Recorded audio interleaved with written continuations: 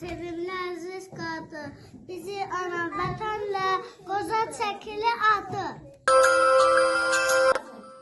Ana qədər sevimli, ana qədər sağ təmiz, ballı görən bilirsən, ana çayırmaq demək. Vətən deməkdir, odur böyətdim bizi, o xəmsər gərəkdir. Mən sənə qurban ana, sözün baldan şirindir, var ol mehriban ana.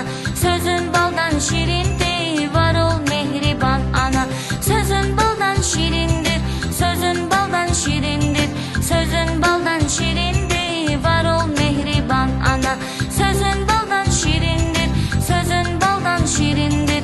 Sözün baldan şirindir, var ol mehriban ana.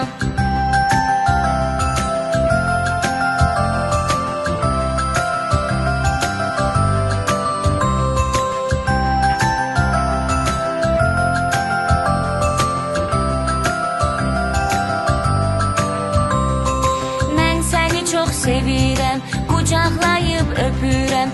Mən səni çox sevirəm, qucaqlayıb öpürəm. Analar